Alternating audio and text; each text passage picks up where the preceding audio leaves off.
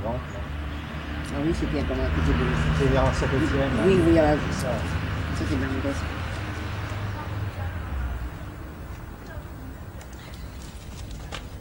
Ah non, ils sont...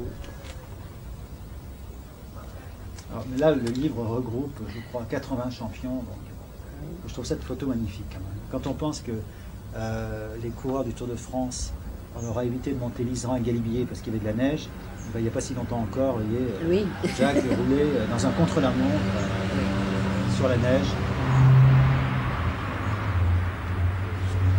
Et à l'époque, ils avaient en manche courte, hein, alors qu'aujourd'hui, ils auraient des genouillères. Et alors, ils recherchaient l'aérodynamisme, et puis maintenant ils ont les cheveux longs, alors ils prennent des trucs un peu terribles pour qu'il y ait moins de vent, et puis ils sont, comme Fignon, il avait sa queue de cheval. Sa queue de cheval lui aurait fait perdre le Tour de France. Les secondes qui lui manquent seraient, d'après un spécialiste qui a fait des études aux États-Unis, les 8 secondes qui lui manquent en 89, c'est la queue de cheval. C'est la queue de cheval.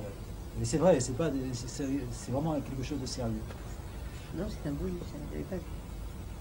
Alors ici, il y a tout un chapitre sur Gemignani, sur Stanisky, sur Beriad, enfin. Et puis aussi d'autres champions d'autres époques.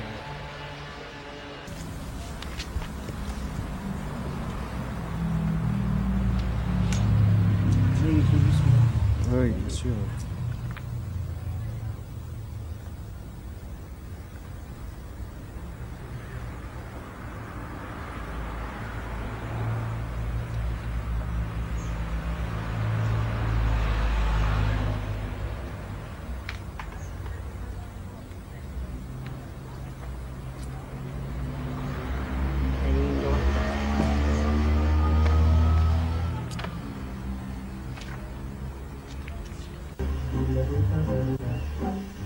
Contre la montre, il devient un bâtard. Il se permet parfois de faire quelques entorses à sa vie d'athlète, ce qui irrite son maître Francis Pélissier, qui le punit comme le dernier des potards, en décidant au Grand Prix des Nations 54 de suivre Hugo Koblet, et non pas lui, Jacques Anquetil. Le Belge Brancard joue la vedette. Le petit Normand de 20 ans irrité bouscule tout le monde. Magnifique descente. Jacques Anquetil avale d'entrée le plateau de Buc, la vallée de Chevreuse et Boulogne-Billancourt. Le Parc des Princes la balle à son tour.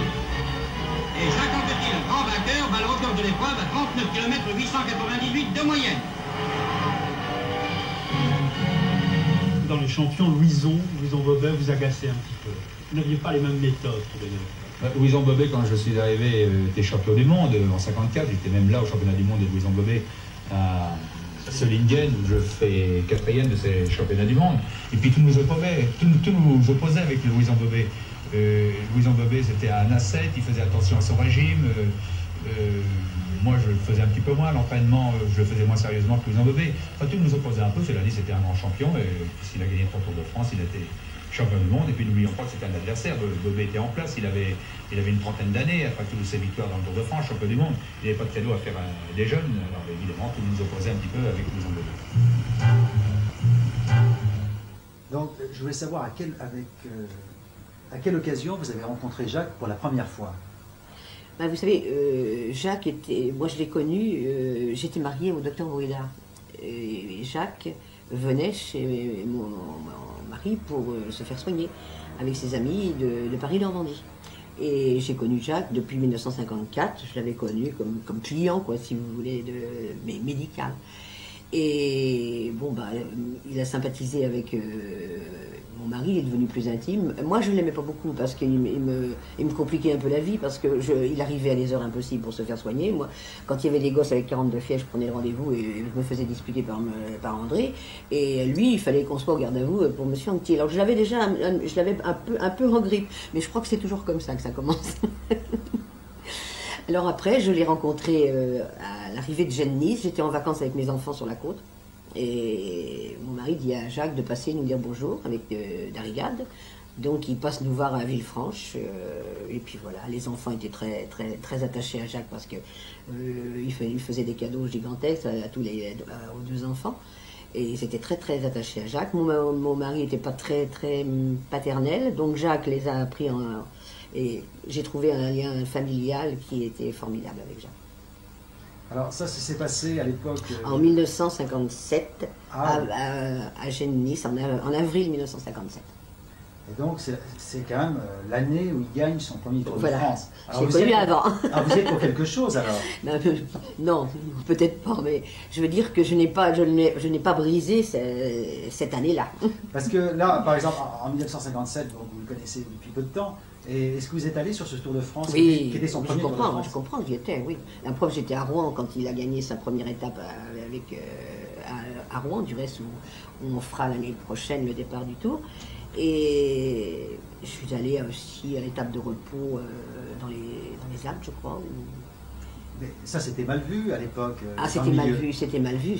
C'est pour ça, on disait toujours qu'il allait briser sa carrière, qu'il n'allait pas gagner, voilà. Et voyez-vous, c'est le contraire. Alors comment vous ressentiez ça? Parce qu'une femme là dans le C'est-à-dire que peloton- j'étais dans une situation pas tout à fait irrégulière à cette époque, alors donc je ressentais ça comme pas aussi important qu'après quoi. Quand en 58 il a eu sa congestion pulmonaire, je me suis mis un petit peu en disant mais il fallait peut-être qu'un coureur cycliste ne doit pas être marié. Là ça m'a un petit peu plus fait quelque chose qu'en 57, que j'étais un peu dans l'euphorie et je pensais absolument pas gêner Jacques, ça m'a rien fait. N'importe comment, c'était lui qui vous demandait de venir. Tout à fait. Et je n'étais pas là, il prenait des fois pour le départ d'une course. Ah bon, c'est déjà arrivé. Ah oui, c'est déjà arrivé qu'il a dit non, bon bah je partirai pas, c'est tout.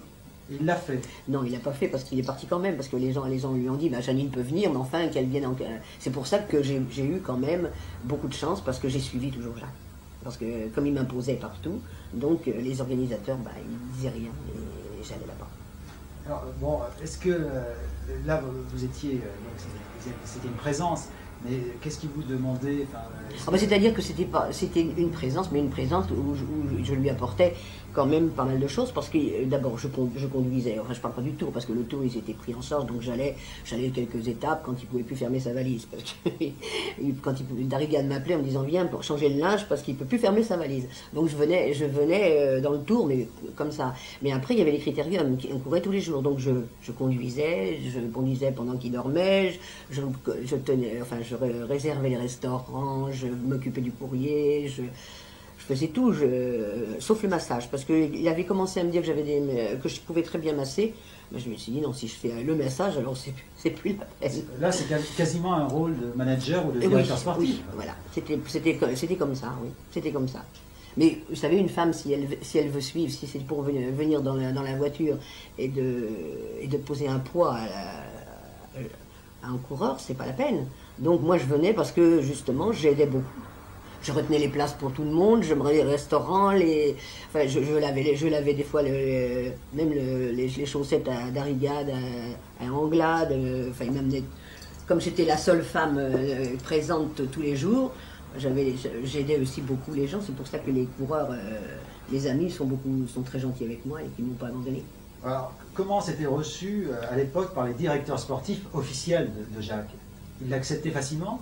Les dire oui, à cette époque c'était Mickey Viégan, je crois. Il n'avait pas grand chose à dire, hein, et Jacques disait c'est ça et ça. Hein. Oui, c'était quand même un directeur sportif assez effacé, c'était pas Géminiani. Et puis Géminiani, c'est pareil, il a tout de suite compris que j'étais plutôt bien, il fallait mieux que je sois présente. La preuve c'est qu'il m'a appelé au moment de l'Envalira en me disant de venir vite parce qu'il y avait cette étape, ce fameux mage, voilà. Et moi je voudrais en savoir plus sur cette histoire-là, parce qu'il y a toutes sortes de c'est-à-dire que c'était vérité fausse ou vraie. Ah non, la vérité, je l'ai vécue. J'aime aussi, je l'ai vécu. Il est parti dans le Tour. Et alors en plus, mon mari était un homme superstitieux. Donc il partait dans le Tour, il fallait qu'il aille voir son magnétiseur, qu'il aille chez le coiffeur, et qu'il s'entraîne derrière Monsieur Boucher, voilà. Et le kiné aussi.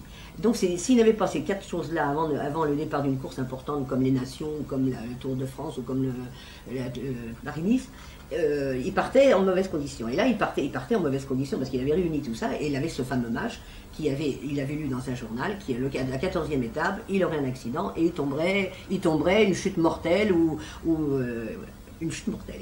Il savait parler d'une chute mortelle. Alors, tous les jours, cette année-là, Daniel Doucet nous avait trouvé les femmes des coureurs madame Altig, Efrart, je sais plus, et puis Madame Stablinski, on faisait une tournée pour une publicitaire dans les villes non desservies par le Tour. C'est-à-dire que toutes les villes qui étaient restées où le Tour passait pas, il y avait fait une petite tournée publicitaire de femmes de champions. Alors donc j'étais là-bas et je faisais cette tournée et tous les soirs, évidemment au téléphone, je l'ai plus que pour un jour, encore un jour de moins, encore un jour de moins. Et à Raphaël, à la fin, il m'a dit écoute, à Toulouse, il me dit, tu quittes Toulouse, tu viens à l'Envalira parce que moi je peux plus le tenir. Pendant la journée de repos, je ne sais plus quoi lui dire. Alors donc je suis venue à Toulouse et il m'a dit on va pas rester pas à Toulouse, à Andorre, on va pas rester, on va le distraire, on va aller à Michoui. Et on est allé au fameux Michoui. Et là je ne comprends pas que les journalistes aient pu faire de la polémique sur la Michoui, parce que les coureurs à l'étape de repos, le défaut de Jacques, c'est que l'étape de repos c'était le repos et donc il ne roulait pas. Il avait décidé de ne pas rouler. Mais par contre, il ne se goinfrait pas non plus, au point de vue nourriture. Il mangeait, parce que les coureurs, le journée de repos, c'est des crudités, des crudités ou autre chose, des poissons. Lui, Jacques, il aimait, on disait qu'il n'avait jamais fait son régime, mais c'est un coureur qui aimait le poisson, qui aimait les crustacés et qui aimait les viandes rôties, enfin les trucs au feu de bois. Alors, J'aime l'a dit, au lieu de... Il va manger le mouton, et puis on a bu un peu de sangria. C'est pas ça. Et le lendemain, il n'a pas roulé. Évidemment, il n'avait pas roulé de la journée. Et le lendemain matin, Montez et Poulidor ont fait une petite mafia et ils ont roulé tout de suite. Alors Jacques a dit, mais il faut être idiot du reste pour rouler dès le début, alors que l'arrivée à Toulouse, elle est loin. Hein. Et là, quand il a commencé les premiers lacets, c'est ce qu'il m'a raconté. Alors il m'a raconté que dans les premiers lacets, la défaillance. Et il m'a dit comment ce cornichon de mage pouvait prévoir que j'allais avoir une défaillance, donc je vais chuter, tout ça. Et alors il est monté dans le brouillard, là on va lire, et là il m'a dit, tu vois, autant en montant, je me suis fait, il y avait 3 minutes de retard et tout, quand je suis arrivé au sommet, j'ai dit, je prends tous les risques, puisqu'il a dit que j'allais me buter, je me bute.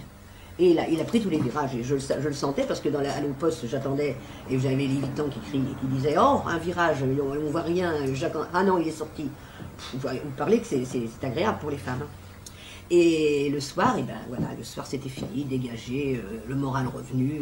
En plus, le mage avait porté malheur à Poulidor, parce qu'après Poulidor avait une crevaison, il a perdu 2 minutes 30. Oui. Donc comme quoi, vous voyez, les choses peuvent se retourner. Oui, mais à un certain moment, il me disait que s'il n'était pas revenu, Poulidor, c'est Bamontes qui gagnait l'étape. Parce qu'il y a un certain moment à la fin, Raymond ne pouvait pas y aller, c'est Jacques qui est... Puis après il a crevé. Alors on dit... voilà cette étape. Alors mais on dit qu'il était prêt à abandonner dans le port de Valira. Est-ce que c'est vrai? À un moment donné, c'est ce que raconte Rostelan. Rostelan, mais ça je ne... Bon, qu'il est prêt à abandonner, je ne sais pas. Vous savez, comme il s'en était sorti après, moi j'ai eu les commentaires avant et j'ai eu les commentaires après. Donc il ne m'a pas parlé de... il m'a dit, oui, qu'il était furieux que le match et qu'il m'a dit qu'il a pris tous les risques pour la descente. Ça c'est sûr. Et comment ça se passait aussi, par exemple, quand il avait besoin de vous, par exemple, s'il courait une épreuve comme le Tour d'Italie ou le Tour d'Espagne, oui. Bon, il partait normalement pour 3 semaines. Vous, peut-être que vous ne suiviez aucune étape au départ. Le Tour de France, le Tour de France, j'allais tous les 3 ou 4 étapes après. J'allais la journée de repos. Dans le Tour d'Italie, j'allais souvent. Parce que je faisais le Tour d'Italie avec des amis. Alors on rejoignait les deux ou 3 étapes parce que lui, il ne pouvait pas rester en Italie sans voir sa femme, quoi. Il n'avait rien à faire. Ça allait ses amis. Il fallait l'ambiance. Et les Italiens, qu'est-ce qu'ils en pensaient, eux? Les Italiens, ils étaient très, très contents, quoi. Moi, j'étais souvent avec Madame Gaulle, du reste. Elle venait avec Georgette et on se retrouvait toutes les deux... comme ça dans les hôtels, ça nous faisait du bien, du reste d'être à deux. Vous savez que quand même, Jacques disait toujours dans les interviews que le coureur qui lui avait fait le plus peur, qui lui avait causé le plus d'ennui, c'était Charlie Gaulle, dans certains Tours d'Italie. C'est sûr. C'est-à-dire qu'il grimpait terrible, Charlie. Parce que Jacques a eu des quantités d'adversaires de talent, mais c'était Gaulle au-dessus de tous. Oui, parce que prendre 10 minutes sur le plat, on peut toujours arriver avec des équipiers à revenir, mais en montagne, quand ils prennent 10 minutes, c'est difficile Et comment il le ressentait, Jacques, ça? Il avait peur quelque part il quand avait il rencontrait peur. Ah Gaulle? oui, il avait peur il avait pas peur de Charlie sur le plat ni sur les étapes contre la montre. Il savait très bien qu'il allait faire l'équilibre, mais il me disait, il faut pas que je perde trop en montagne. C'est là le souci qu'il avait de Charlie, parce qu'il me dit, s'il arrive à me prendre 15 minutes sur l'étape contre la montre, je peux pas lui reprendre 15 minutes. Donc quelque part, Charlie Gaulle... Quelque part, il voulait. C'est pour ça qu'il attaquait souvent dans les étapes plates pour distancer Charlie Gaulle avant la montagne. Et donc, Charlie Gaulle était vraiment était le seul coureur qui a causé Bahamontes ça. aussi. Hein. Parce que, oui, mais je crois qu'il avait moins peur de Bahamontes. Qu'est-ce que vous en pensez? Je sais pas, mais je pense que c'était les deux grimpeurs qui le... c'est toujours pareil. Bahamontes, s'il lui laissait prendre 15 minutes dans un col, c'est vrai qu'il roulait pas trop bien sur le plat, mais enfin quand même. Hein, sur le plat, il y a toujours des autres adversaires qui roulent et qui ramènent. Hein, tandis qu'en montagne, non. Et quand Jacques a gagné son 5e Tour de France en 1964, dans des conditions extrêmement difficiles, où jusqu'au dernier jour, on ne savait pas qui allait gagner, il y a eu 3 vainqueurs possibles avec Bahamontes et Poulidor, sans arrêt, c'était limite, on ne savait jamais qui pouvait gagner.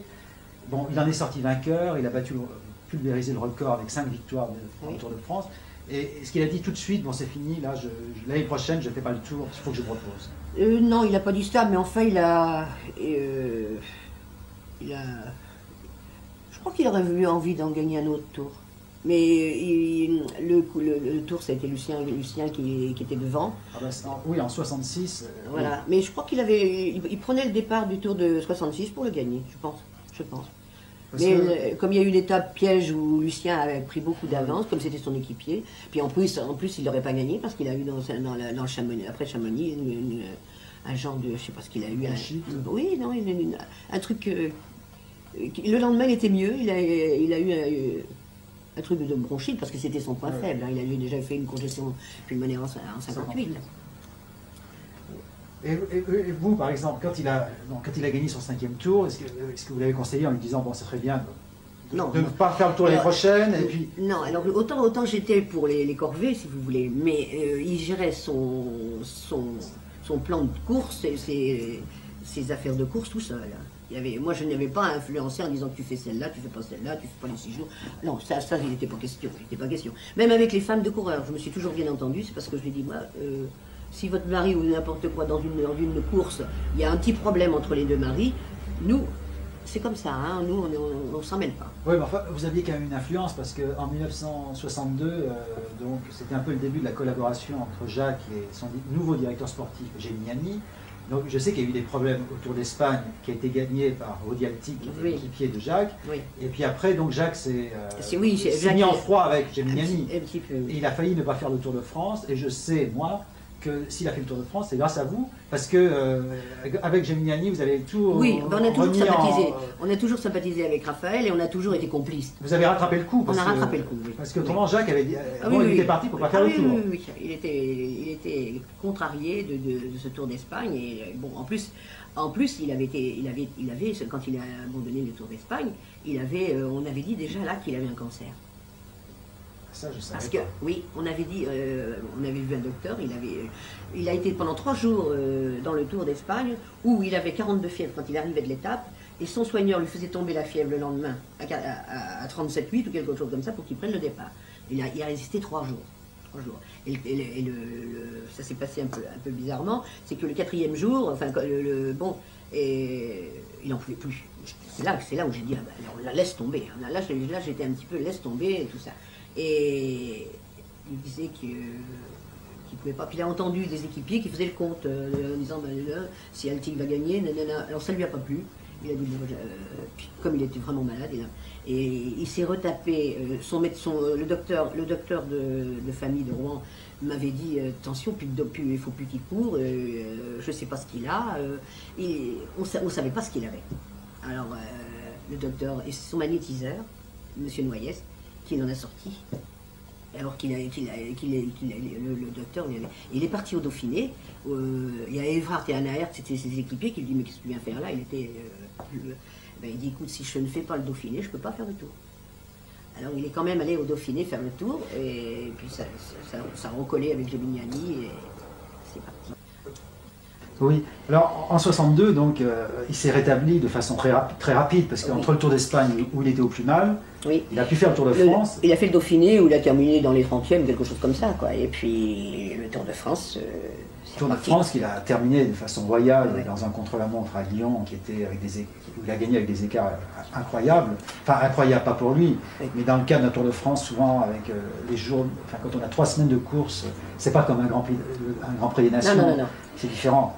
Mais il aimait cette vallée de Chevreuse, il avait son public. Hein.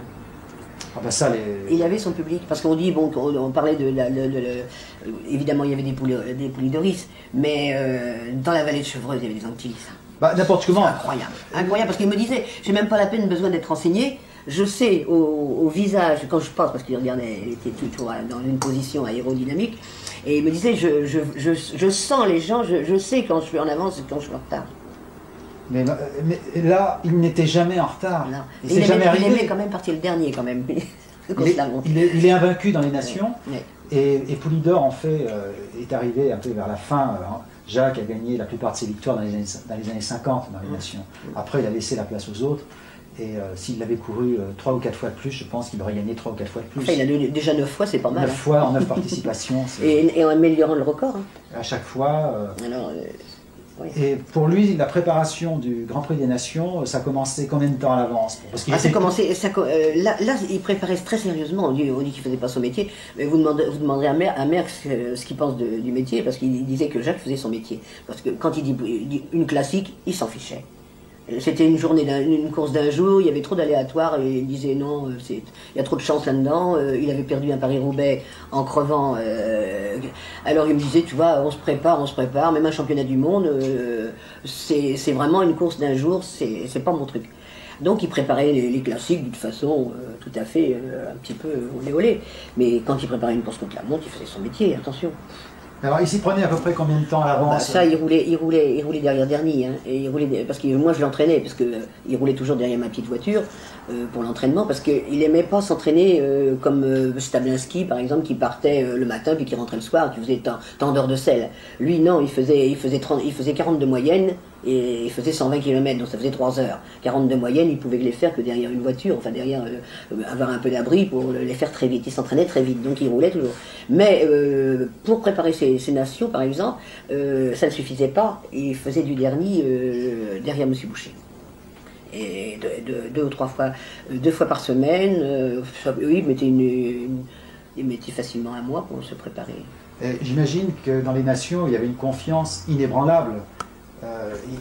Je pense que quand il partait, il savait qu'il avait gagné. Oui, sauf une année où il n'était pas content après Viégan, qui avait une minute. Il lui avait donné les temps avec 1 minute de retard. Donc Jacques, Mais involontairement ou volontairement, à votre avis? Je pense que c'est volontaire ce qu'il faisait Viégan pour qu'il batte le record d'une façon bon. Et quand il est arrivé, il a vu qu'il avait battu son record d'1 minute. Je m'excuse, mais engueulé Viégan en lui disant mais qu'est-ce que je vais faire l'année prochaine? L'année prochaine pour battre mon record, tu vas pas? Tu peux pas me renseigner vraiment. Moi, je suis à la seconde près. Hein. Je dose mon truc pour savoir que l'année prochaine, je peux battre encore mon record. Et si tu me mets 1 minute comme ça de plus, où je vais moi? Il était très. Mais là, au niveau du record de l'heure, vous étiez là en 56 et en 67? J'étais pas présente en 56, mais j'avais des renseignements puisque je connaissais Jacques. Et il avait échoué une fois, puis il était resté là-bas, parce qu'il était revenu d'Algérie. Ouais, c'était pendant la guerre d'Algérie. C'était pendant la guerre d'Algérie. Et il était revenu d'Algérie pour battre le record. Là. Et vous étiez par contre en 67 à Milan? Oui, à Milan. Là... Mais ce record, c'est à Besançon qu'il l'a battu. Parce qu'il a fait un temps, vous demanderez Gemini, je ne me rappelle plus parce que les temps, mais à Besançon, il a fait sur la piste toute plate. Une mauvaise piste, oui. Une mauvaise piste. Il a fait un temps que personne n'égalera, ça, sur la piste. Mais vous y étiez à Milan aussi? Oui. Là, j'étais sur la piste en train de lui donner les donc vous étiez, il y avait vous, il y avait Doucet et Geminiani. Ça faisait et tous puis, les et puis il y avait mon 150 beau-frère aussi, il avait Philippe, son frère. Et alors on était tous, parce qu'il voulait le renseignement, mais la cloche, tout ça lui plaisait pas. Il voulait absolument qu'on soit. Donc vous étiez au bord de la piste. L'opposé, moi. Et donc vous avanciez selon les. Comment ça se passait? C'est-à-dire que je lui criais, j'avais un truc, je lui criais, voilà. Parce que moi j'entendais où il avait de l'avance un demi-tour. Quand il arrivait, je lui donnais l'avance qu'il avait sur le demi-parcours. Et puis devant la ligne d'arrivée, c'était les autres qui avançaient, je pense que chez Mignani, je sais plus, ça je sais pas. Mais moi je donnais simplement avec la... T'as 1 minute d'avance ou t'as 2 minutes ou 3, je sais pas, je me rappelle plus bien. Et donc, bon, ce record, pour des raisons un peu stupides, n'a pas été homologué. Et comment il a ressenti ça? Très mal. Parce très que mal. là, quand même, c'est un exploit. Très mal, parce que c'était pas la loi, c'était pas le truc en Italie. Il y avait pas de, c'était pas le contrôle n'était pas exigé en Italie. Et d'abord ils ont pris un toubib de Milan, le docteur Marena, je me rappellerai toujours, qui était un docteur qui n'a pas été, bon, il pouvait pas. Vous savez, quand on fait 1 heure de selle, on peut pas uriner tout de suite, hein. Et bon, bah c'est très bien, il a vraiment pas assisté. Alors ils se sont engueulés avec Gemignani, ça n'a pas arrangé les choses, je pense. Mais il l'a pris très mal. Hein. Parce que là, c'était le dernier défi de sa carrière, oui. Et donc le fait que ce soit pas homologué. Enfin, l'essentiel, il l'avait battu. Hein. Absolument. Et... À 11 ans de différence, c'était pas mal quand même. Ah oui, non. C'est ce qu'il disait. Bon, bah, si les gens sont pas contents, ils ne sont pas homologués, tant pis. Au début, il était très, très choqué, puis après, il a dit bon, bah, il est quand même dans le palmarès. Alors, comment se sont passées toutes ces dernières années? Parce que, bon, à partir du moment où il gagne pour la 5e fois le Tour de France, on dirait que Jacques s'intéresse un peu plus au classique. Il gagne Liège-Bastogne-Liège, oui, Gand de Wevelgem, oui. Et puis on le voit souvent placé aussi dans le Tour de Lombardie, dans le championnat du monde, il fait 2e. Donc il s'intéressait un peu plus au classique à ce moment-là. Oui. Il les préparait mieux Non, pas spécialement. Il avait préparé un championnat du monde, mais c'est le championnat du monde de Saint-Sébastien, parce qu'il s'inquiétait toujours de savoir si c'était dur, parce qu'il dit un parcours qui n'est pas dur, où c'est pas vallonné, vous savez, où il y a des... Bon, et si c'est tout, si on peut pas se voir, enfin, je sais pas comment il m'expliquait, mais lui, il aimait ces côtes de Normandie, vous savez, où il y a des faux plats, des trucs comme ça. Alors, si c'était dur, alors il téléphonait toujours à Marcel Bidot, qui lui disait à chaque fois, c'est pas dur, c'est dur, c'est dur. Alors, à Saint-Sébastien, c'était soi-disant très dur. Alors, il prépare Saint-Sébastien à fond, puis c'était un parcours très facile, enfin plus facile qu'il pensait. Et à Nürburgring, il a oublié de lui dire à Marcel Bidot que c'était un parcours dur. Là, il se serait préparé comme pour une course contre la montre. Il a failli gagner. Il a failli gagner. Mais c'est parce qu'il s'est retourné, puis il a vu Raymond dans la roue. Il n'a pas pris le risque de... Parce qu'en principe, il avait roulé, il avait fait beaucoup d'efforts et tout sur Mottac. Parce que c'était Mottac qui devait gagner, il était en super forme ce jour-là. En tout cas, c'est toujours des choses que Jacques m'a répétées ou que j'ai entendues par Gem. Ah, si Jacques et Poulidor s'étaient alliés ce jour-là, c'était un des deux qui gagnait. Bah, tout à fait. Parce que, mais enfin, Motta était fort. Hein. Motta était fort. Fallait aller le chercher. Alors bon, il y avait toujours des... Et Jacques faisait pas mal de boulot. Et c'est ça qu'il a eu peur à la fin. Il a dit, bon, bah, si je fais tout le boulot et puis que je fais 2 derrière Poulidor, les journalistes vont me dire que je suis foutu, que c'est fini, c'est ma fin. C'est ça qui a fait du mal aussi dans la relation entre Anquetil et Raymond. Parce que les journalistes acceptaient que Raymond fasse 2e, 3e, même n'importe qui derrière. Mais Jacques, si jamais il a été battu, c'était la catastrophe. C'est la fin de la carrière.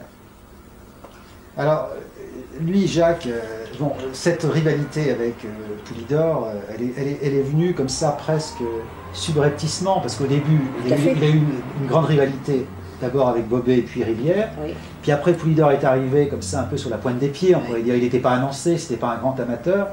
Et quand à partir de 62-63, la rivalité a monté, oui. Alors comment il a commencé à ressentir ça? Bon, au début, il n'était pas menacé. Jacques, il s'en méfiait pas trop, j'imagine. Ben non, c'est-à-dire que, vous savez, c'est plus agréable quand même d'avoir un rival. Hein, parce que, mais alors ce qu'il y a, c'est que Jacques ne comprenait pas que ce rival-là courait pas en patron, vous comprenez? Et c'est ça qui a toujours qui a énervé Jacques, c'est que Raymond suivait. C'est les équipiers de Jacques et Jacques qui prenaient l'initiative contre un Italien, contre une autre équipe. Et l'équipe de Raymond ne menait pas en champion. Alors il ne comprenait pas, elle ne voulait pas qu'il gagne puisqu'il ne courait pas en champion. Et à partir du moment où Poulidor a, disons, est pratiquement venu au niveau de Jacques. Là, alors là, ça a atteint entre 64, 66 des sommets au niveau de la rivalité. Là, ça se jouait vraiment à très peu de choses, ça se jouait un peu à l'intelligence de course. Alors là, il y avait une pression terrible. Comment il l'a ressenti? Ah ben ça, Jacques, j'aime lui disait toujours t'apportes ton ombre. Ben, il lui disait non, c'est pas parce qu'il avait peur d'un autre coureur ou tout ça. Alors, il était sûr de lui dans une étape contre la montre, mais dans une étape en ligne ou un truc comme ça, même au début, Darrigat pourrait vous le dire, il roulait en queue de peloton, et il allait, s'il avait fait tous les efforts qu'il a fait à l'arrière pour revenir sur les échappées, s'il les avait fait devant, il aurait gagné plus d'une course. Mais c'était son tempérament, ça. Alors bon, Raymond, c'est sûr qu'il l'a considéré comme un rival et qu'il faisait très attention. À chaque fois, il fallait pas qu'il parte, hein, attention. Mais alors comment il le ressentait ça? Parce qu'en plus, la presse faisait monter la pression. Il ressentait mal parce que il y avait le public, enfin, on lui disait qu'il était, on le sifflait d'abord.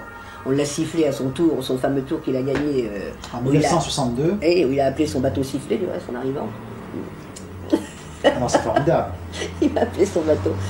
On était sur la Saint-Adrien, sur la Seine, et on avait un petit bateau. Alors on a acheté un autre bateau et on l'a appelé sifflé. Hein, il n'aimait pas ça.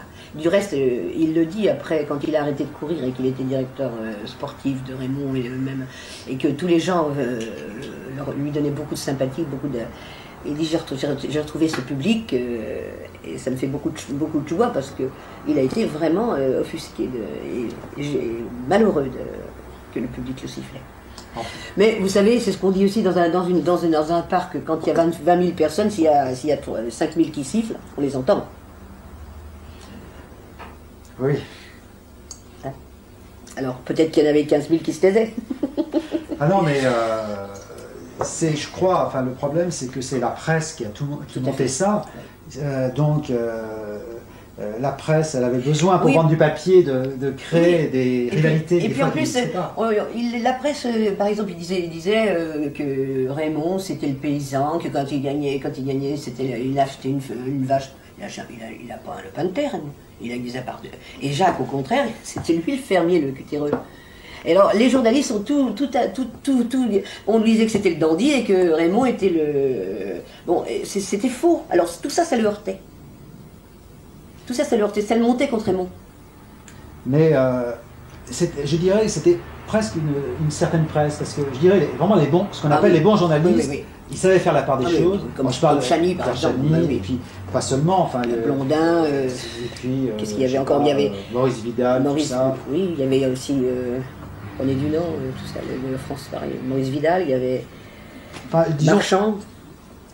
Les bons journalistes savaient de quoi ils parlaient, et eux, moi je me souviens, Chani a expliqué bien cette rivalité, et en général prenait plus la défense de Jacques. Il voulait expliquer pourquoi Jacques courait de cette manière-là, alors que le public pouvait ne pas comprendre, parce que c'était plus subtil. Il y avait quand même beaucoup de gens qui lisaient l'équipe, donc il y avait quand même beaucoup de gens informés. Mais c'est vrai qu'au niveau du très grand public, il y avait des journalistes, je dirais, d'une presse qui n'était pas sportive, qui voyait un peu la surface des choses, et qui avait tendance à pleurer sur le destin de Poulidor toujours battu. Oui.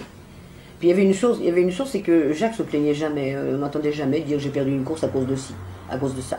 Et il n'admettait pas quand on a perdu, comme un journaliste qui critiquait, c'était une bonne critique, c'était une bonne critique. Ben ça c'est un grand champion, Merckx a toujours agi de cette façon-là. Même quand il perdait des courses qu'il était malade, il ne disait pas j'ai perdu parce que j'étais malade. Non, c'est sûr. Alors que Poulidor il perdait toujours parce qu'il avait crevé, parce que ci, parce que ça, mais il pleurait. On lui a amené des micros.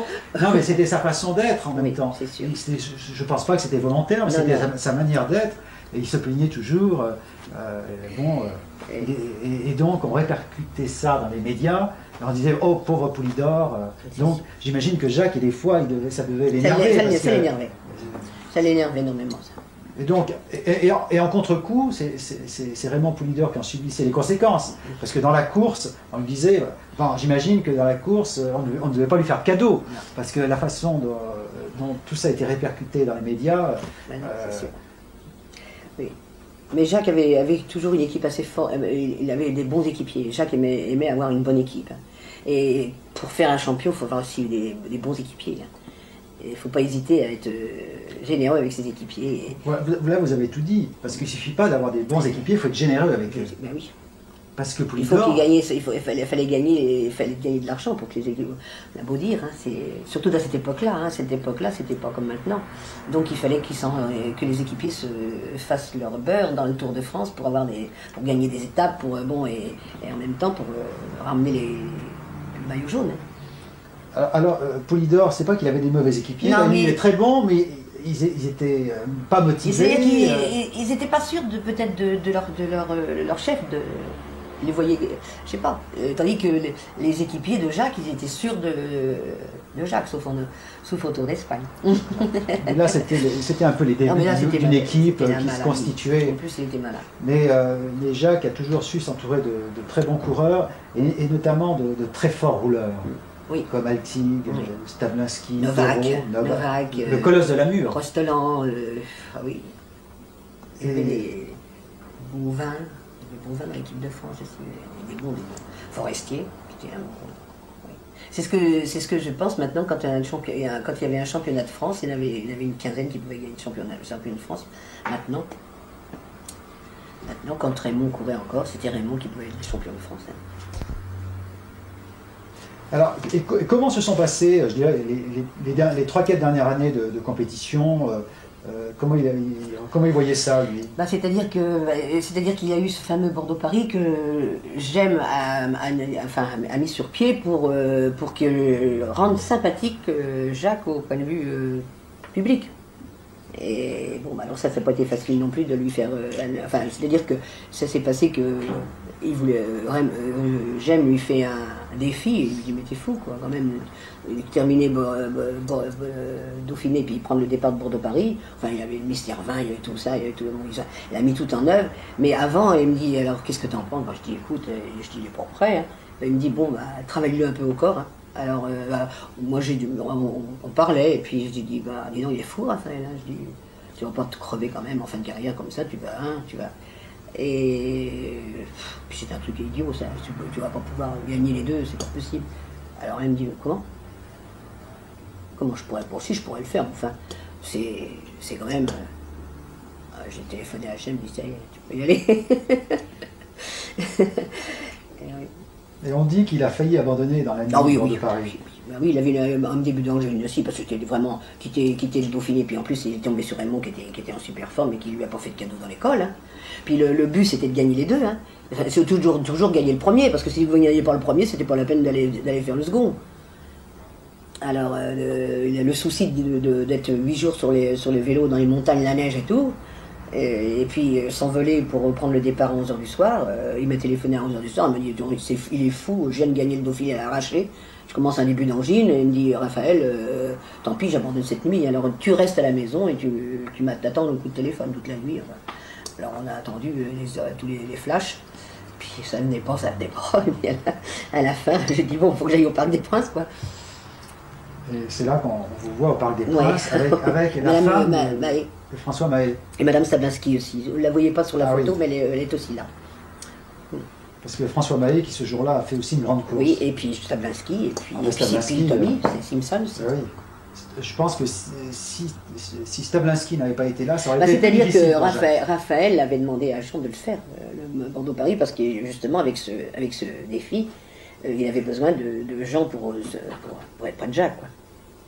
Et vous connaissez bien Tom Simpson? Oui, Tommy, oui. Lui, c'est un gentil garçon. Et avec Jacques, ils s'entendaient bien. Jacques aimait bien le Tom. Lui, c'était un coureur nerveux aussi. Il était allé au bout du rouleau aussi.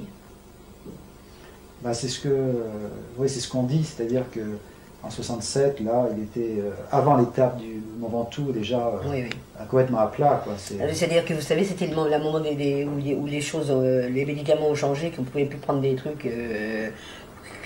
Parce que moi, ils ont supprimé, il y avait des coureurs prenaient des Maxiton, trucs comme ça. Moi, je sais bien que mon premier mari qui était docteur, et il a donné un Maxiton à sa fille pour passer le bac à 17 ans, 16 ans. Hein.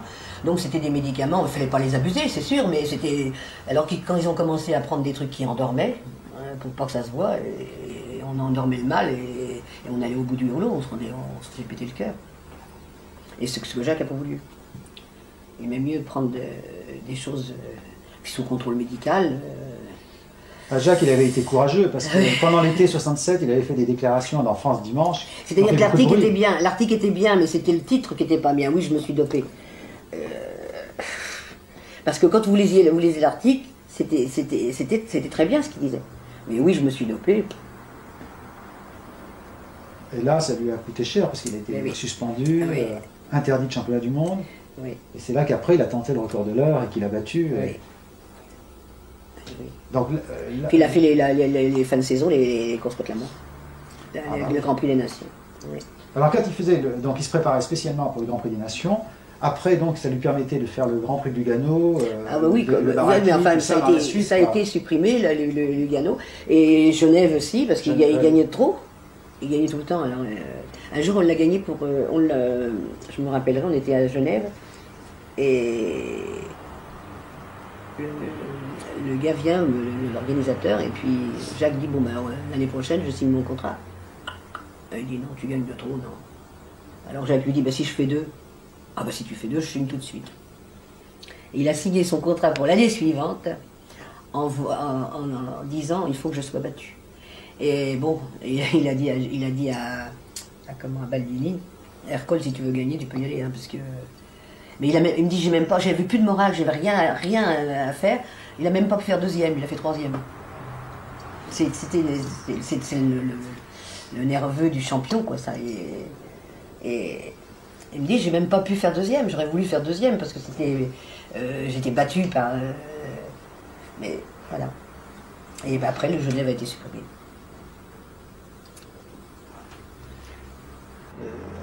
C'est à peu près à quel moment que Jacques a arrêté sa saison?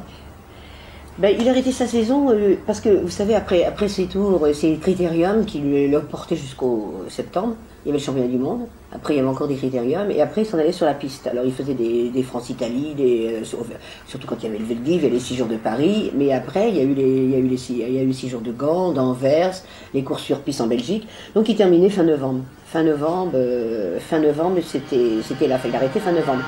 Et là, en principe, on partait un peu au soleil. Et puis, on revenait pour la Saint-Gervais, pour les fêtes de Noël avec les enfants à Saint-Gervais. Et il recommençait à son entraînement, même à Saint-Gervais, vers le 18 janvier, il commençait à rouler du côté dans la plaine, là, pour se remettre en jambes. Puis après, on partait sur la côte, où il faisait tous les grands prix de Cannes, au Tibre. Enfin. Donc, il s'arrêtait du fin novembre à fin janvier, si vous voulez.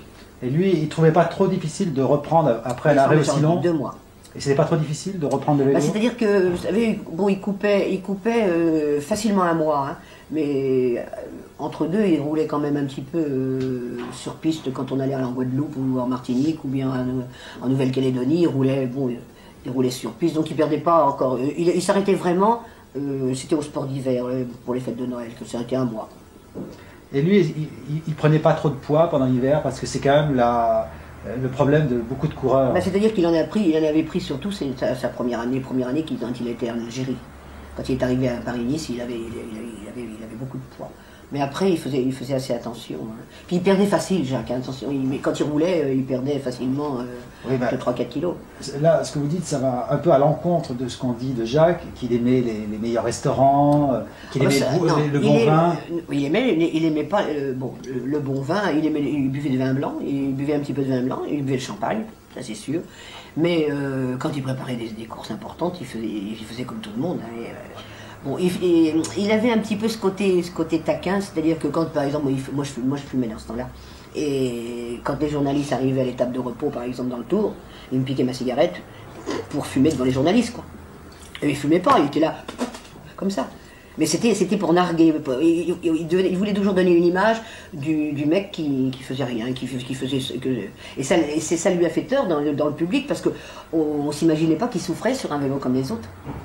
Et ça a impressionné ses adversaires. Oui, alors il s'arrêtait juste un mois, je vous dis, on partait sur la côte, il prenait des petites courses sur la côte. Parce que là, on raconte quand même aussi... Il aimait la bonne vie, c'est-à-dire qu'il aimait manger, il mangeait, ce qu'il mangeait c'était sain, il aimait pas la mayonnaise, par exemple il mangeait des crustacés, mais des crustacés qu'est-ce que ça fait de mal à personne, les crustacés sans mayonnaise il aimait pas, il mangeait pas, les ragoûts, les trucs comme ça il aimait pas, il aimait les viandes dans sa cheminée, les viandes grillées, et il aimait les poissons grillés. Bon, alors c'est presque... Donc c'était un métier, hein. Il aimait pas trop les légumes, bon, il aimait pas trop les pâtes, donc ni le riz parce qu'il en avait trop mangé. En course, il se nourrissait de pain d'épices parce qu'il aimait pas les gâteaux de riz comme ça dans les poches. Je vois pas où il faisait pas son métier. Si, il buvait un coup de champagne, surtout quand les journalistes venaient. Alors là, c'était le champagne, c'était rigolo, ça. Donc c'était son côté joueur, ça. Son côté joueur, oui. Parce qu'on raconte toutes sortes d'anecdotes, qu'avant une course, il a fait la fête, il s'est couché très très tard. Ah bah il y a eu une course, où il a fait très très fort, c'était à Clermont-Ferrand, chez Géminiani. Ah ça, Géminiani en parle dans son livre. C'était terrible ça, c'était les rasoirs Philippe je crois, ça s'appelait les rasoirs Philippe ça. Et bon, il est tombé dans un traquenard avec les toubibs des copains à Gêmes, plus les rugbyman. Ils ont commencé à faire la java dans le bar de Gêmes. Ils mangeaient même des verres. Manger du verre, on n'aurait pas le cancer. Ils croquaient les verres avec les rugbyman et tout. Et il avait la course au rasoir Philippe le matin. Et vers 3h du matin, je dis à Jacques, écoute, c'est fini, moi je remonte me coucher. On était à l'hôtel au-dessus, c'était l'hôtel à côté du club de Raphaël. Et je dis, moi, je me coucher, mais demain, je m'occupe pas de toi. Hein. Tu te débrouilles, tu t'en vas en vélo, tu t'en vas n'importe où. Moi, je ne viendrai, je suis fatigué, je ne viendrai que c'est pas raisonnable de faire une java comme ça. Et il est monté plus d'une demi-heure après, vers 4h. Et puis le réveil a sonné à 7h, j'avais un œil ouvert, mais je n'ai pas bougé. Alors il a pris son collant et tout, il est monté dans Raphaël, évidemment, qui était dans le coup le soir. Il dit, te fais pas, je te conduis au départ et tout. Et puis il suivait la voiture du directeur de course, avec Raphaël avec lui. Et Jacques prend la voiture pour partir. Et puis il y avait peut-être une quinzaine de kilomètres pour aller au départ. Il était mal dans la voiture. Il dit, sors-moi mon vélo. Il a commencé à rouler derrière la voiture pour aller au départ. Et moi, je me suis levé un petit peu plus tard. Et puis, comme j'avais le parcours, je dis, je vais aller au ravitaillement, quoi. Et je rencontre Pierrot Évrard qui n'avait pas fait la course. Là, je dis, Pierrot, il me dit, je dis, le peloton est passé. Il me dit, non, il n'est pas passé. Mais il me dit, par contre, ton bonhomme est devant. Je dis, quoi? Ben, il était dans l'échappée, avec Rostelan. Ben, il me dit, je me sentais mieux au vélo. Plus je roulais vite, plus ça me faisait de l'air, plus c'était mieux. Elle était dans l'échappée. Et je me rappelle, il y avait une anecdote, parce que dans ce temps-là, les coureurs qui avaient un salaire pour la course, par exemple, lui, il était payé pour faire cette course, le rasoir Philippe, ils n'avaient pas le droit au prix. C'est-à-dire s'il y avait 5 000 francs en premier, ou pour 5 000 francs, ce que je dis maintenant, parce que je suis déformé un peu, mais 1 000 francs en premier, ou un truc comme ça, il n'avait pas le droit au prix, Jacques. Et là, c'était un prix très important, parce que justement, comme il n'y avait que 2 ou 3 coureurs qui étaient payés pour faire cette course, les autres avaient le droit au prix. Il y avait des petits salaires, donc ils avaient le droit au prix, des petits contrats. Et il fait baisser la vitre chez Miniani, qui était avec le directeur de course. Il dit, ça vous intéresse si je gagne la course? Alors il lui dit, ça serait formidable, oui, mais j'ai le droit au prix, hein, parce que sinon je fais laisser partir Rostelan. Rostelan n'a pas le droit au prix, c'est mon équipier, hein. On ne va pas perdre les primes de l'arrivée. Il dit, oui, tu aurais le droit au prix. Il a gagné, hein, il me dit, je sentais mieux parce que je faisais du vent, j'allais plus vite, quoi. Et ça, c'était une journée où il avait fait une drôle de java, mais ça n'arrivait qu'une fois tous les 10 ans. Hein. Alors, c'est ça qui est formidable dans la légende, parce qu'il suffit que ça arrive une fois de temps en temps et on dit que ça se passe à chaque fois. Voilà. Et c'est en ça aussi que ça devait écœurer ses adversaires. C'est sûr. Que les adversaires qui ont appris ça, ils se sont dit, alors, qu'est-ce qu'on peut faire? S'il ne fait pas la fête, on est écrasé. Hein, non, mais c'est... Oui, c'est sûr. Alors Bobet devait très mal prendre la chose, parce que lui, il était extrêmement sérieux. Et je sais que jamais il aurait fait une seule java de l'année. Non. Alors, il avait peut-être d'autres choses où ça faisait peut-être mal au vélo, hein, pour le vélo. Hein. Parce que moi, je me rappelle Copy, par exemple, lui, il mangeait des gâteaux. Jacques lui disait toujours, Fausto, comment tu peux digérer tous les choux à la crème, les gâteaux à la crème et tout. Jamais Jacques a touché un gâteau. Il dit, mais toi tu fais ton métier. Et Jacques lui disait, mais non Fausto, j'aime pas, je ne fais pas mon métier. Lui, il aimait mieux un bout de camembert qu'un gâteau au chantilly. Il n'aimait pas tout ce qui était crème, tout ce qui était... Donc pour lui c'était facile, il faisait son métier, mais il donnait l'impression de ne pas le faire. Toujours par... Et Jacques et l'Italie, parce qu'il était quand même très adoré. Et l'Italie l'adorait aussi. Oui. Ben oui, parce que c'était la suite à Fausto, il aimait bien Fausto, donc il a été pris vraiment par les tifosi. Mais du reste, moi je lui avais dit à Jacques, je lui avais dit, écoute, va en Italie, tu seras mieux, va en Italie. Et puis, oh non, lui, courir dans une équipe italienne. Ouais, et ça l'embêtait parce qu'il voulait quitter sa Normandie et aller prendre un petit appartement ou une petite maison en Italie, parce qu'on ne pouvait pas revenir. Et sa Normandie, c'était quelque chose. Alors, mais sinon, il m'a dit après, qu'est-ce que j'ai regretté de ne pas t'avoir écouté. Parce que les tifosi, là-bas, il était aimé. Hein.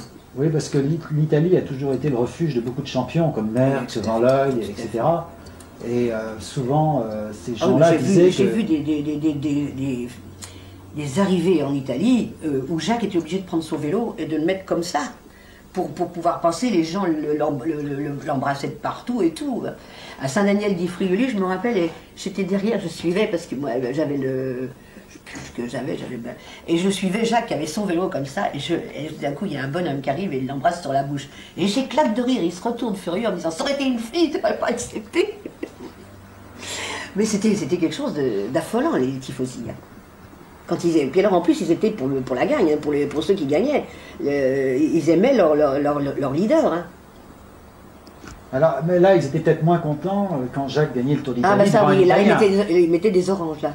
Et puis ils tiraient. Ah, oui. Ils ont monté le Yavia, là. Ils mettaient des oranges et ils tiraient. Alors qu'ils poussaient les Italiens, ils mettaient des oranges dans la poche de Jacques et ils tiraient. Mais après, quand il a gagné son tour, bon, bah. Mais quand même, il était aimé en Italie. Et quels étaient les coureurs, enfin je parle des grands coureurs qui n'étaient pas dans son équipe, avec qui il s'entendait le mieux, les grands champions de son époque? Van Looy. Ah oui. Van Looy.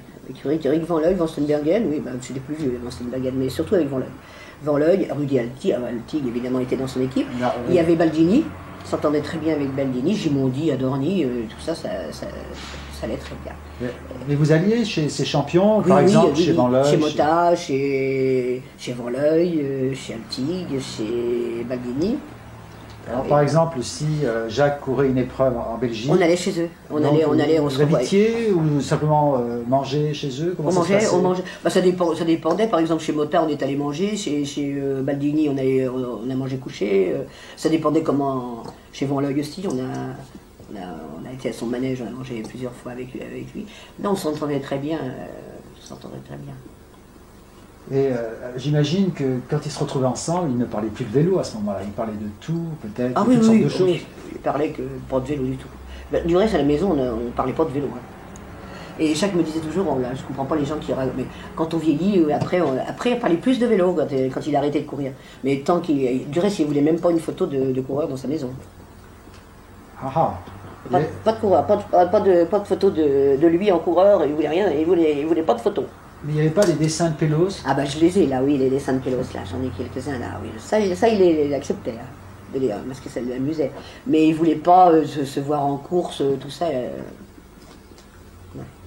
Et le jour où il a vraiment raccroché, hein, la dernière épreuve, je sais, c'est en 69 à Anvers. À Anvers, oui. Hein, bon, quand il a fini la dernière épreuve, oui. Là, donc il savait qu'il ne courrait plus. Alors comment il s'est senti? Bah, c'était la joie. C'était la joie. Mais il avait déjà arrêté un cyclocross en France avant, où il avait mis son vélo dans le garage, tout crotté, et puis il était parti faire sa dernière épreuve. Il est resté 15 jours le vélo avant qu'il le nettoie.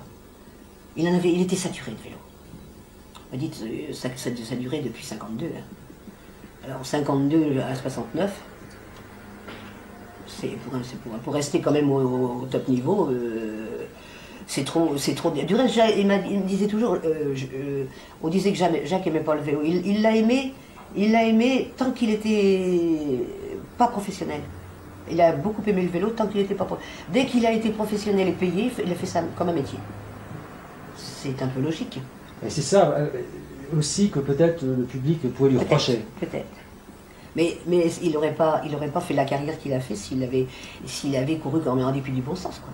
Il a géré son vélo comme un directeur que gère son usine, comme un patron. Il arrive à 9h à Saint-Adrien et Jacques me dit champagne. Alors, et champagne. Et Jacques aussi buvait? Bah oui, pour l'accompagner.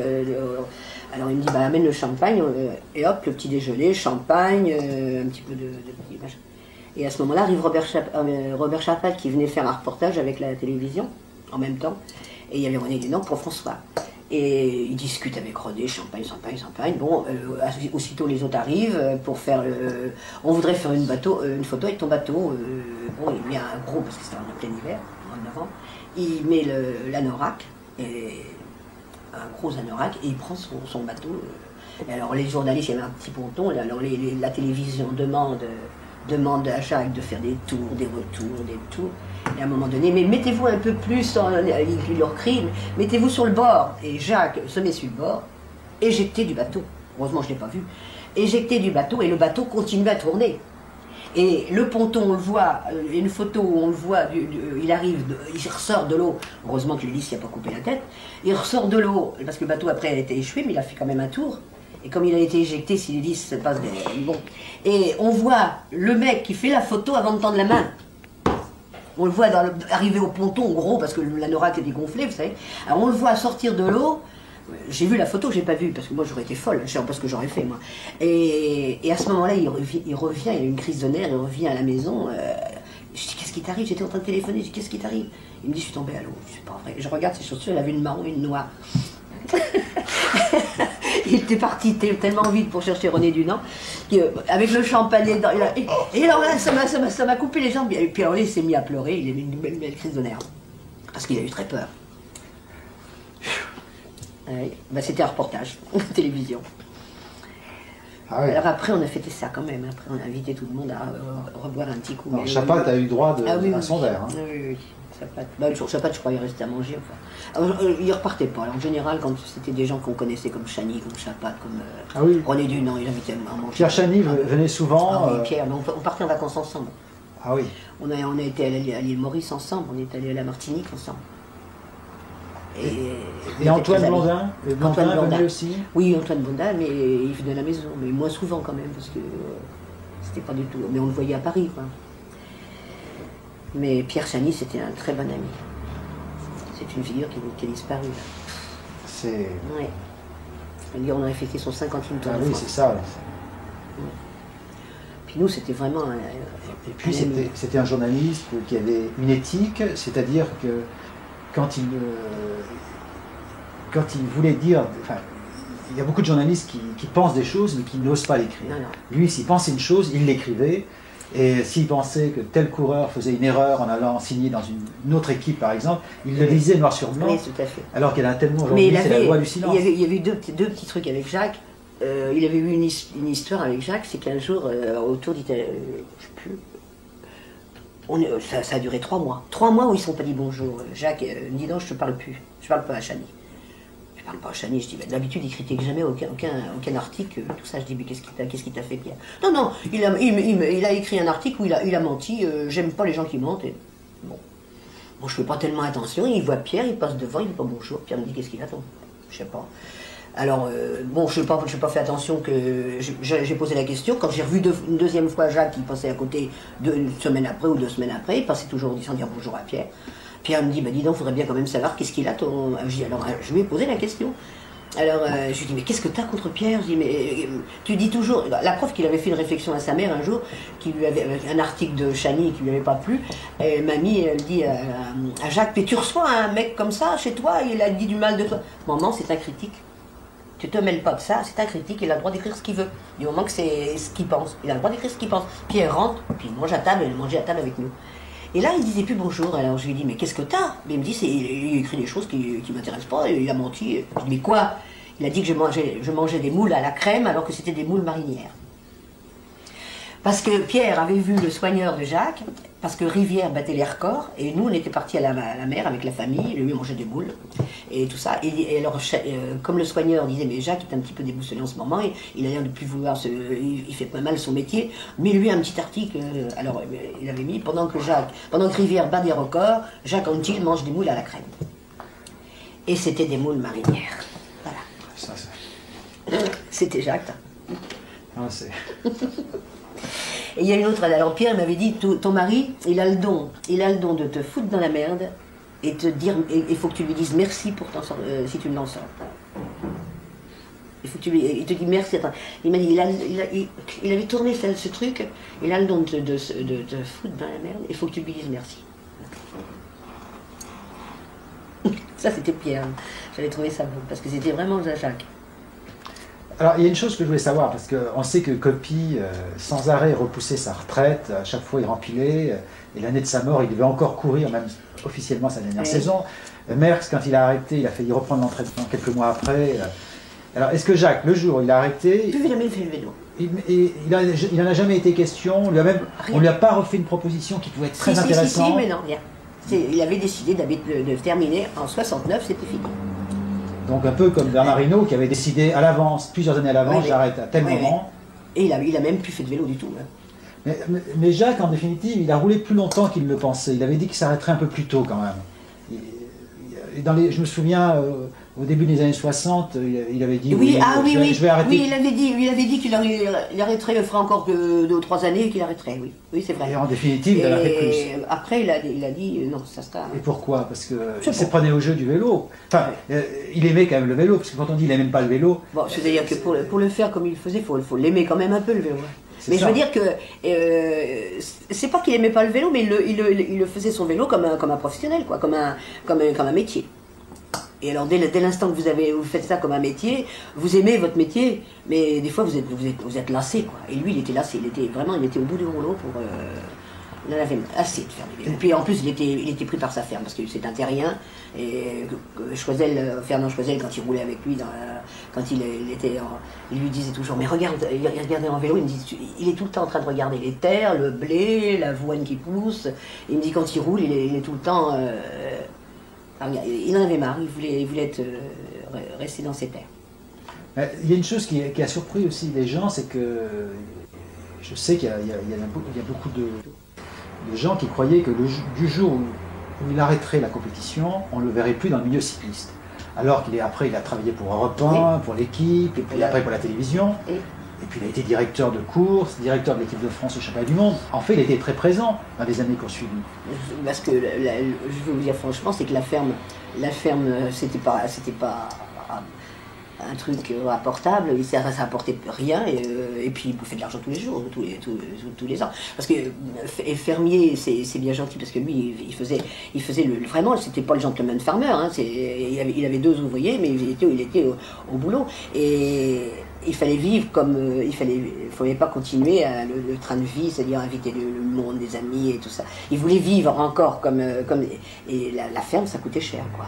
Alors au début, on lui a proposé de refaire le tour comme ça, donc il est reparti comme ça. En fait, uniquement, et puis il s'est pris au jeu. Après, il aimait beaucoup. Mais même beaucoup, c'est après, si on lui avait dit, tu fais pas le tour, alors là, il aurait pas été content. Non, la preuve, c'est qu'il a fait un tour de trop.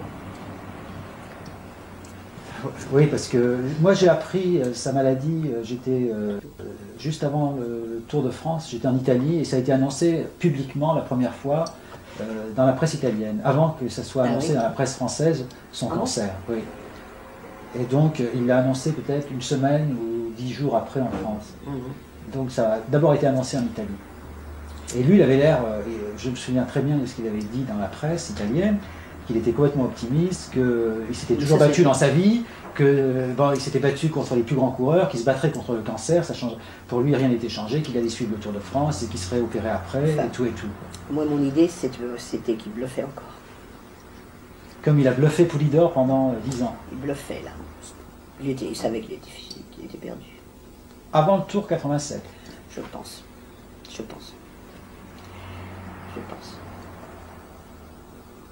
Il avait très peur de la mort quand on était Il avait très peur de la mort, il a dû vouloir, il a dit ça pour se bluffer lui-même, si vous voulez.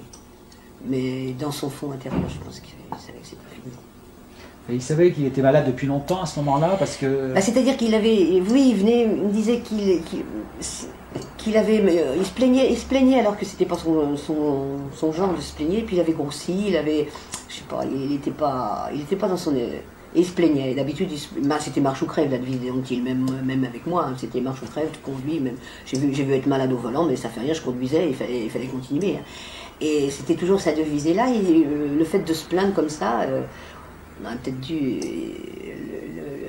Puis alors, il était terrible, parce qu'il voulait... Autant que il a eu son cœur malade, il a eu un édème du poumon il y a 5-6 ans avant. Il a eu 2 édèmes du poumon. Là, il a eu très peur. Et on pensait toujours qu'il aurait une crise cardiaque. C'était le cœur. Et là, toujours, il avait les bouquins de médecine. Il lisait les bouquins de médecine. Mais il était du reste, quand le docteur venait, c'est lui qui lui disait ce qu'il avait. Hein. Alors donc, le cancer, il l'a vu bien avant qu'il nous l'avoue. Hein. Il disait ça. Il m'avait dit qu'il avait le cancer. Mais qu'est-ce que vous voulez? Moi, je pensais que c'était le cœur. Hein, si tu parles... Eh oui. Non, mais là, est-ce qu'il avait peur de... Là, vous dites qu'il avait peur de la mort, oui. mais même à l'époque où il était coureur... Il était coureur. J'ai vu la nuit se réveiller, m'attraper en me disant que dans 10 ans ou dans 20, on sera plus là. Et alors, on était en Nouvelle-Calédonie quand... c'est l'année de Kennedy, c'est l'année de la mort de Kennedy. Mon beau-père a été écrasé par une voiture. Et nous sommes revenus de Nouméa en catastrophe. Et dans l'avion, il m'a dit, tu vois, mon père, il est mort le jour de son anniversaire, 56 ans. Et il m'a dit, tu vois, j'irai pas jusque-là. Et ça m'avait toujours frappé. Je dis, mais arrête, non, ça ne va pas jusque-là. Je n'irai pas jusque-là. Et à chaque fois, combien de fois la nuit, il se rattrapait, me disant, mais on n'en a plus pour longtemps. Et là, il avait peur de la mort, par exemple, dans la montagne. Est-ce qu'il avait peur dans les descentes? Parce que là, il savait... C'était son mécanicien qui me disait, moi je suis tranquille avec Jacques, parce que le vélo, le braquet, tu fais comme pour toi. Il s'occupait pas de se braquer, il prenait le vélo, il avait même pas vu comme Narigat qui était méticuleux avec son vélo, lui il prenait le vélo qu'on lui donnait. Hein. Bon. Mais en descente, c'était toujours ses roues, ses jantes striées, ses roues, je sais pas, enfin ses boyaux d'une certaine façon. Et il m'a dit c'est la seule fois qu'il était exigeant. Il avait, dans les descentes, il voulait la sécurité, quoi. Parce qu'il était quand même plus méticuleux qu'on le dit, parce que par exemple, j'avais lu à l'époque qu'on disait toujours « Poulidor crève tout le temps ». Hein, on disait il a de la malchance, alors que Jacques, lui, il crevait pratiquement jamais. C'est-à-dire il faisait confiance à son mécano qu'il connaissait bien. Bon. Mais je veux dire, par exemple, dans les courses contre la montre, vous voyez toujours passer les mains sur ses gants, sur les roues, tout ça. Mais il faisait attention, il était très méticuleux. Oui, et même, alors là, vous devez le savoir, il disait qu'il achetait des boyaux plusieurs années avant, à l'avance qu'il faisait sécher. Oui, ça. Et donc, il utilisait des boyaux beaucoup plus solides que par exemple Poulidor, c'est pour ça qu'il crevait moins. C'est ça. Ça, il faisait très attention à son matériel qu'il achetait, les boyaux, les trucs comme ça. Mais je veux dire, une fois qu'il avait donné ça aux mécaniciens, bon, il disait quel braquet il faut mettre aujourd'hui, demandait à la brigade, il partait comme ça. Hein. Sauf dans les courses contre la montre, il faisait quand même attention à son vélo. Enfin, j'ai vu un jour arriver à Forlì en catastrophe, pour le Grand Prix de Forlì. Il a dit à son masseur, tu montes me masser, toi tu t'occupes du vélo, t'as qu'à donner quelques livres au petit gamin là, qui est là, il va me monter mon vélo. Moi, c'est pas... Mais pourquoi dans le Grand Prix de Forlì, il était souvent battu, alors que dans les autres grands contre-la-montre, il était toujours vainqueur? Je vais vous raconter, j'étais chez Baldini, après la mort de Jacques, j'étais passé 3 jours chez eux, et j'ai vu l'organisateur du Grand Prix de Forlì. Et Ercole, en parlant, il dit bah maintenant, dis à Janine comment tu as organisé ton Grand Prix de Forlì. Alors, il a organisé, cet organisateur, organisé le Grand Prix de Forlì parce qu'il allait à Genève où il était tout le temps battu, aux Nations, il était battu par Jacques. Il dit, mais quand, parce qu'il était très tifosi de Baldini, il dit quand tu pourrais gagner une fois contre la montre contre Jacques. Ben, il dit, quand j'aurai un parcours plat, tournant et plat, tout plat, et un grand virage et tout plat. Là, je pourrais peut-être battre Jacques. Et ils ont organisé Forlì comme ça. C'est comme ça que Baldini a battu à plusieurs reprises Jacques. Oui. Ouais, parce que Jacques, il aimait pouvoir se reprendre, vous savez. Les relances, par exemple, la vallée de Chevreuse. Voilà.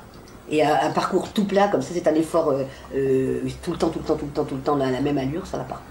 Donc, Voilà. c'était... Et on a organisé le Grand Prix de Forlì comme ça pour que Baldini batte Jacques. Ouais. Non, mais là, cette idée de peur de la mort, c'est quand même assez fascinant parce que pendant toute la période où les champions, oui. il doit se concentrer sur ses objectifs, sur ses courses, et en même temps, il avait cette angoisse. C'est pour ça que le match lui a fait énormément de mal, parce que comme il avait peur, il disait mais merde, pourquoi on m'a prédit que j'allais avoir cette défaillance ou que j'allais chuter ce jour-là. Et comme il avait peur, là il a eu très peur, puis après dans la descente il s'en est fichu. Est-ce qu'il avait peur par exemple de prendre l'avion comme certains? Non. C'est plutôt moi qui lui faisais qui arrivait lui à le paniquer un peu. Comme là je vais repartir au Mexique avec ma Sophie, Sophie Autil là, qui devait être là tout à l'heure. Et j'ai très peur. J'ai fait plusieurs fois le tour du monde, j'ai très peur en avion et je fous la panique. Alors lui un petit peu, à la fin il avait un petit peu peur en avion. Et vous, alors quand il a arrêté complètement sa carrière, comment vous avez réagi, comment vous êtes senti? Parce que d'un seul coup, votre vie changeait aussi. Oui. Enfin, moi, ça nous faisait du bien de rester un peu à la maison.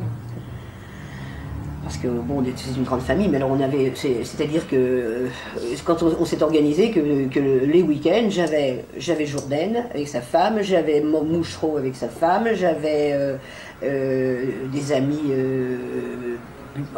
Christian Biville avec sa femme, et tout le monde, tous les vendredis, ses petits amis, Maurice Dielois et ses amis d'enfants, on était 13, 14, 15 à la maison tous les week-ends, du vendredi au lundi.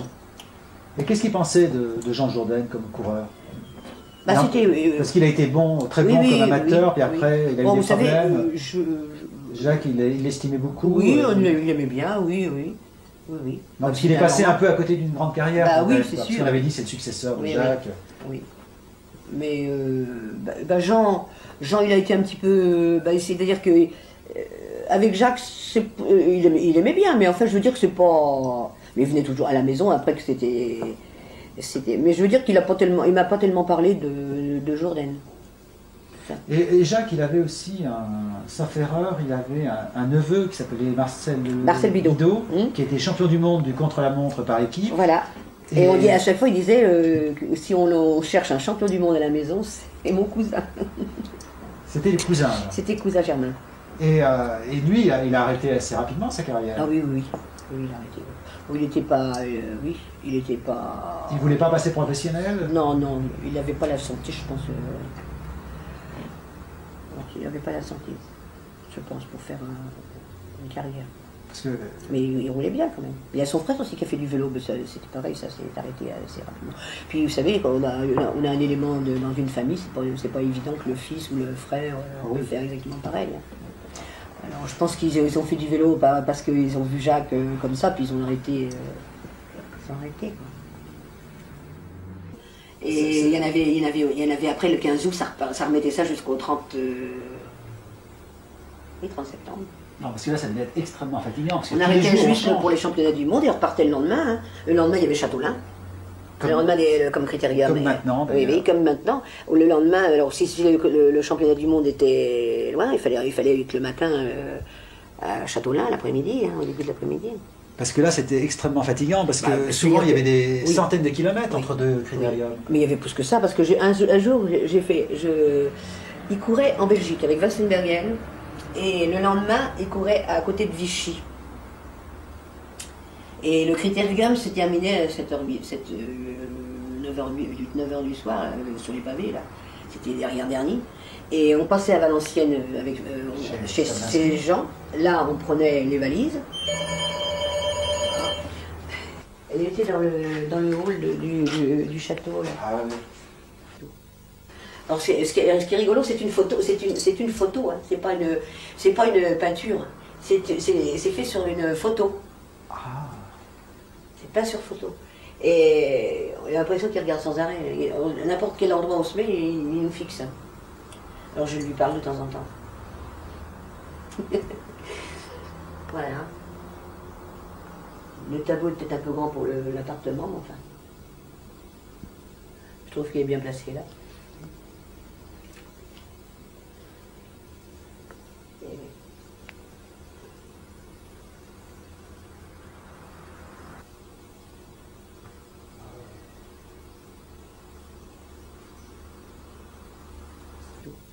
On va faire un petit tour. Ah ben, il y a le soleil.